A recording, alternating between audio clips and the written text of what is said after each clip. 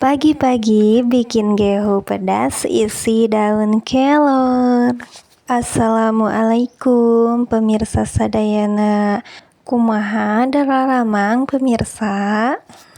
Ya diteteh tabuh 5 kirangnya pemirsanya. Di unyil-unyil teteh nage masih keneh barobonya pemirsa. Urang kawitan tugas pertama kangge emak-emaknya teteh ayeuna bade ngagoreng tahu heula kangge ngadamel gehu kangge engke rencang sangu pemirsa ti enjing-enjing keneh wayah kieu atos beres mesekan sampe si emak teh cenah bade nyeupan sampe nu di kalapaan teh ya kacida enakna pisannya pemirsa bade pelem dituangna oge kangge sarapan enjing-enjing pemirsa ngaganjel patuangan samemeh emam. Ayeuna teteh sareng si bungsu bade ka warung heula bade meser tarigu kangge ngadamel gehu. Teteh bade ngadamel gehu naon tadi teh nya namina teh gehu pedas isi daun kelor. Ieu sekitaran tabuh 1/2 pemirsa entos rada caangnya carak jak tihang janten tos teu poek-poek teuing. Ieu warungna lumayan caket ku margi papahna laun jadi sigah tebihnya pemirsa. Tuh tos katingal saalit-saalit pasti dugi sakedap deui. Ieu kana hayam si Enin eta hayamna tos ngencar. Nah, dugi ka warung Enin. Assalamualaikum. Wah, aya si Akina.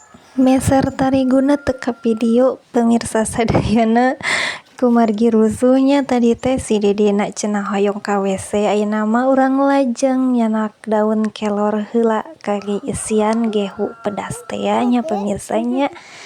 Tuh pemandangan enjing-enjing di lembur teteh pemirsa ieu teh.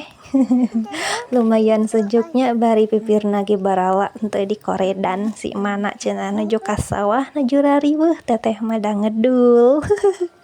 Tah ieu tangkal daun kelorna pemirsa lumayan seueur nya kanggo isian gehu mah cekap. Nyandak sakepeul ge cekap pemirsanya kangge isian wae malah lumayan. Adonanna tos siap gehu isina ge atos siap ayeuna mah kantun ngagoreng pemirsa. Yuk urang cetrekeun komporna ieu si bocah kecil ngaganggu. Ngiringan masak saurna teh nya.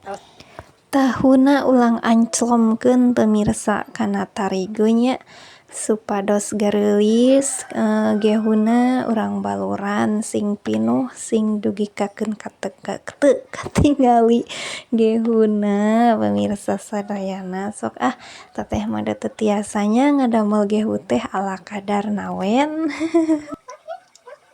Siap digoreng urang mah kantun ngantosan asakna. Tos satengah mateng pemirsa. Sakedap deui asok tos asak pemirsa. Videona kagancangan janten asak. Alhamdulillah sia atos rengse nya kantun disapatueun.